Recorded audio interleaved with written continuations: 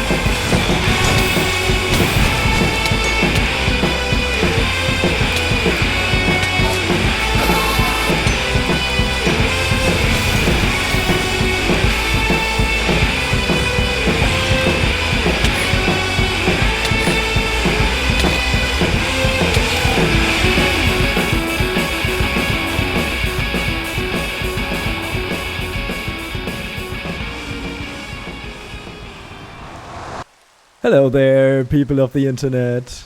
I'm PunPanda. Welcome to my Minecraft world.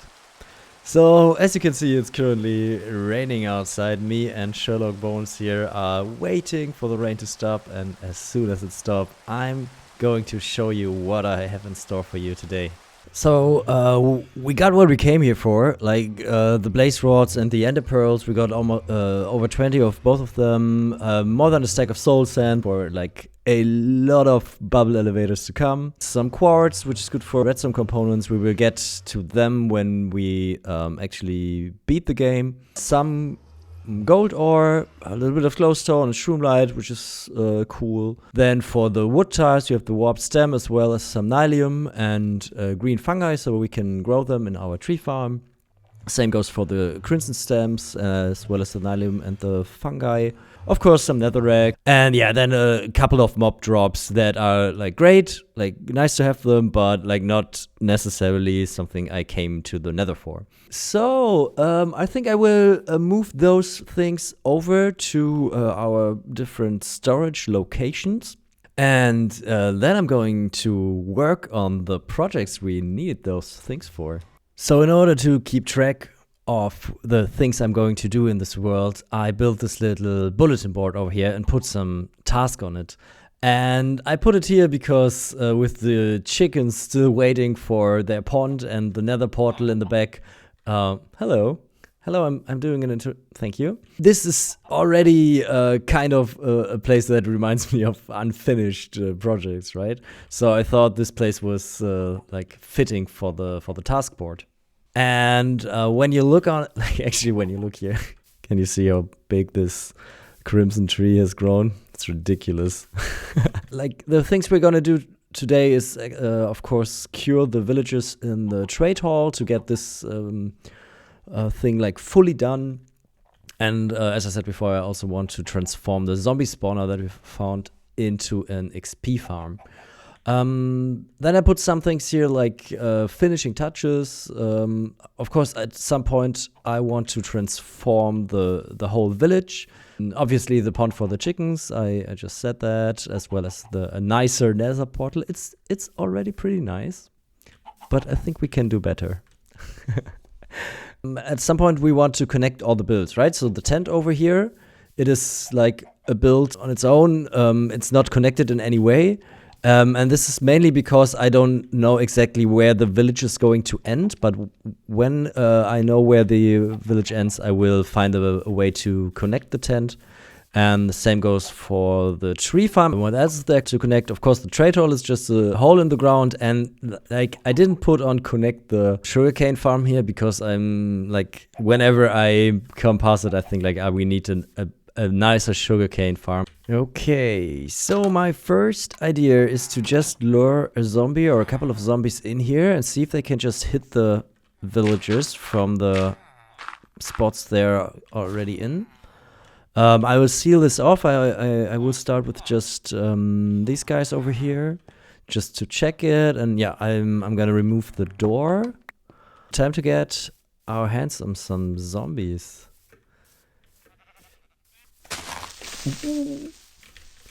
Not today. That was very close though. Yikes. Oh, it's an invisible spider. Yeah, you can come over here. And put a plug on this.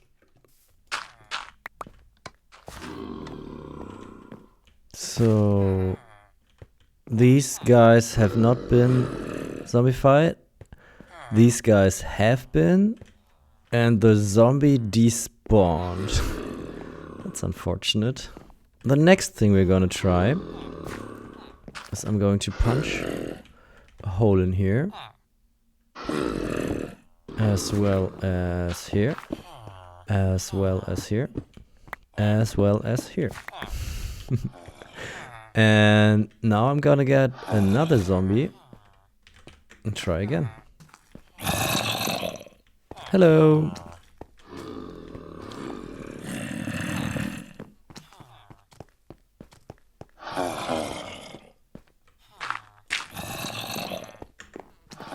Okay, I'm going through here.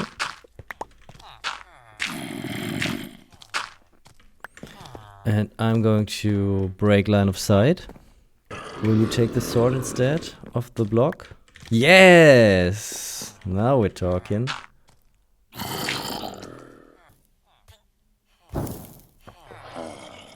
I hear some killing. So that means that this method is working.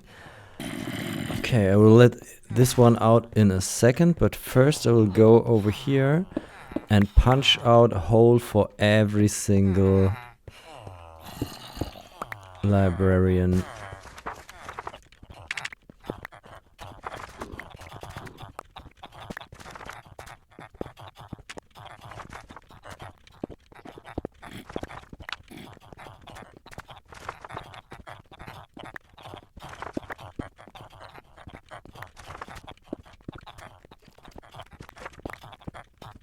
Okay, that was all of them. Hello. Just follow me, just follow me.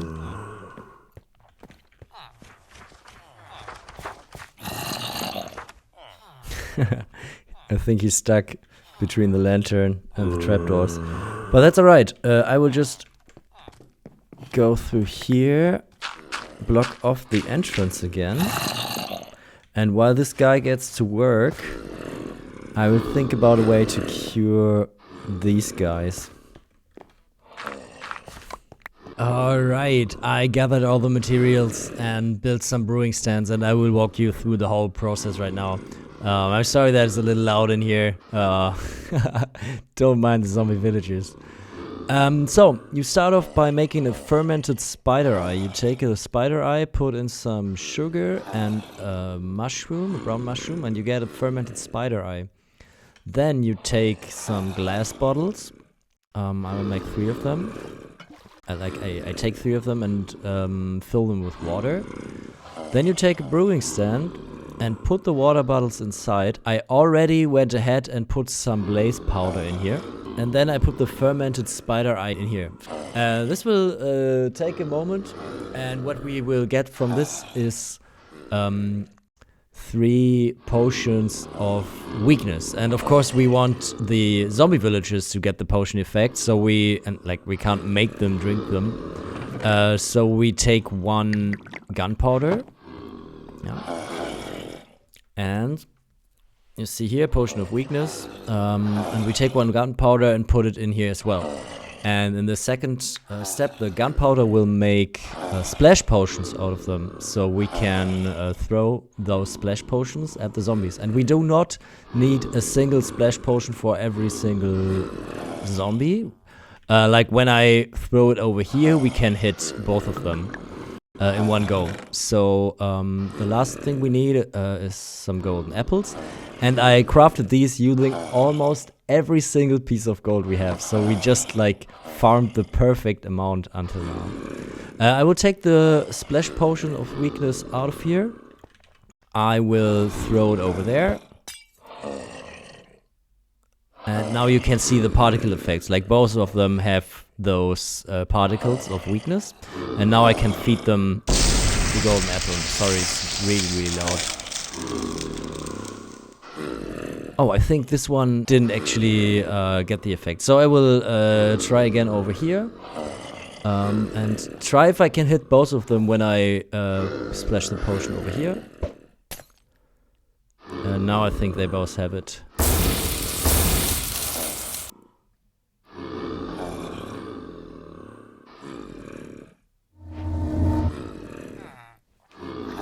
And there you have it. The first zombified villager just got cured. I will quickly wait for the 2 others. There's the second one. What about you? Come on, you can do it. I know you can. Perfect. I knew you can do it. Alright, let's check the prices. So, as you can see now, the prices of the trades all significantly dropped. What's important here is that the pumpkin trade is reduced to 1 pumpkin per emerald, right? So starting now, each and every single pumpkin we farm equals 1 emerald for spending in the trade hall. In the past, you were able to do this multiple times to reduce all the prices to 1. This is not possible anymore as far as I know, but yeah, the price drop is still significant. Yeah, so I will now go ahead and prepare all the potions and go to each and every villager in the trade hall and do this curing process. See you when I'm done. I'm not entirely sure why I thought this would take so long. The zombie with the diamond sword just cleared out all the villagers in one go, so I really had to just like splash and heal them with no additional work required. And as you can see now, like we get a bow and a crossbow for 1 emerald. We can get a diamond sword with sharpness 2 for 1 emerald here. Also, like all our iron trades are now 4 times as powerful, right? So 1 iron ingot is, as well as 1 pumpkin, now 1 emerald for us. The armor is particularly nice because the chestplate costs still 7 emerald, but all the other diamond armor is just like 1 emerald, right? Which is like, yeah, it's 1 pumpkin for a pair of diamond leggings, which is like insane. Yeah, same here, like the hoe, the shovel, and the axe is 1, the pickaxe is 5. Then check this out. This is the mending guy here. Mending costs now 1. And here is the unbreaking 3 guy, also for 1 emerald. So these are probably the books we will buy most of. Yeah, so this was really like a full-on success, and it went down pretty fast. And yeah, this is definitely something that we can now cross off our bulletin board. So, cure villagers in the trade hall is done. Perfect. So, what else do we really need? When I lose all my gear, I trade some pumpkins or some iron for emeralds, buy all the diamond gear. Then I need to buy all the books. So it takes experience to put the books on the items with an anvil, right? The only thing that we do not have easy access to right now is experience. So yeah, it comes only natural that we do the zombie spawner XP farm next. I will like clear out the area a little bit, and yeah, when I'm done planning and preparing the site, I will explain to you how the farm works, and we will build it over there. So if you want to follow me down here, you can see I already put in some work. I followed a YouTube tutorial for that one. I will put a link in the description for that. And it's basically a 4x4 room with a space of 2 blocks above and below the spawner. And when you set it up like this, you can fill like a whole row with water sources here in the back. And the water will flow up until here, where I dug out another trench with another water source. So all the zombies that spawn will fall into the water and will be transported to over there, where you can already see the soul sand. I will build a bubble elevator there, so the zombies will be transported up 25 blocks, and then they will be transferred like a little bit to the side and then fall down another 23 blocks.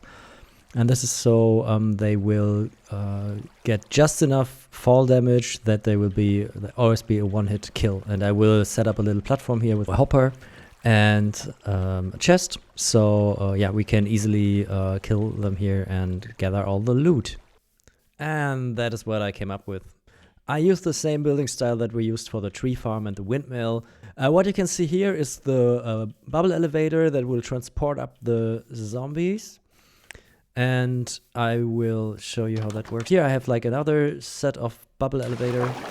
I used the soul sand torches to make this look like a little darker, and what you just heard is like the zombie spawner spawning zombies behind me.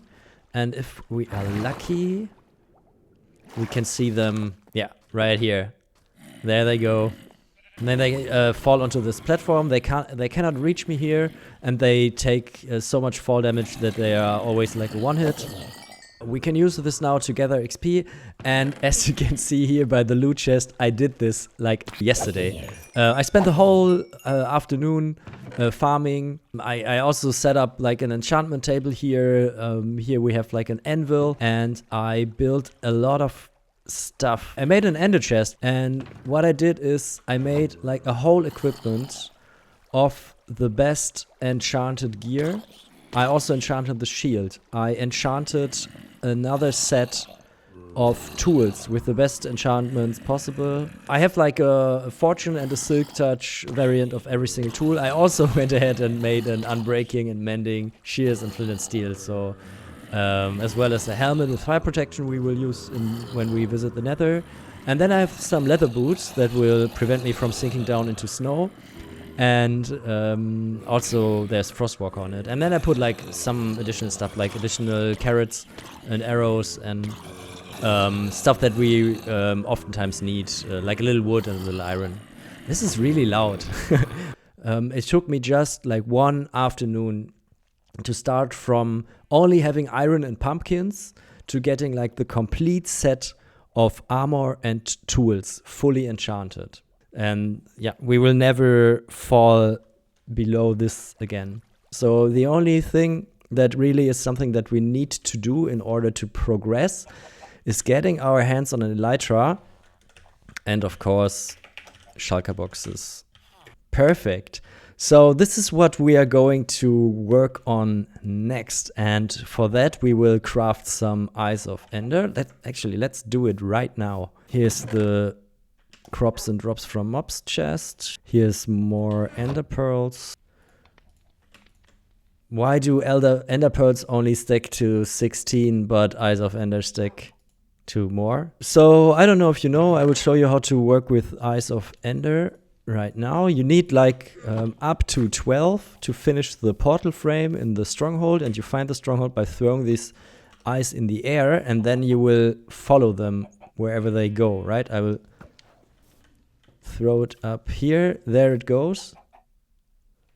So this means that we have to go into this direction. Yeah, and sometimes you have to travel like hundreds and hundreds of blocks to find it. The Eyes of Ender have the chance to break when you throw them in the air. This is why I went for 18. So some of them can break. But if you remember the first episode, we picked a village that is like relatively close to Stronghold. So I don't think I have to go too far. When you reach the Stronghold, you throw them in the air and they will just like, I think they will flow down. Yeah, when that happens, I will catch you. Okay, so as I said, I only traveled like a couple of blocks, right? We're still in the same biome. The base is just behind this hill over there. And when I throw down an Eye of Ender now, you see how it goes down like this? right? And these are like 2 others that I threw earlier. And yeah, what we do now is like we just dig a hole down here, and the stronghold should be just below here.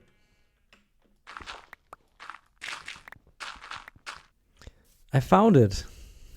I dug the hole all the way down to the ancient city, and even a little bit further down to the bedrock level. Here you can see the first bedrock I encountered.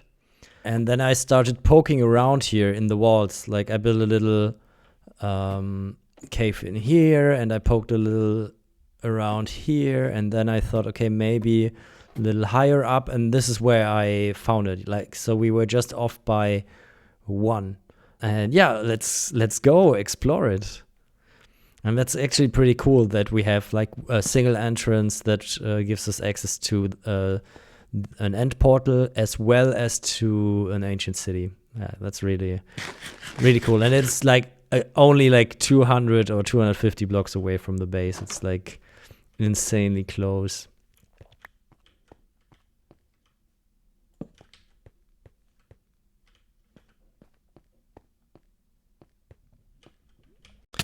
Nice. There's the...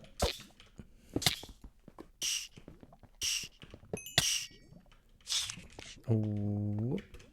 So there's the portal room, and it only has like 1 Eye of Ender in there. Yeah. Good thing we brought so many. I think I will quickly finish this and then explore the rest.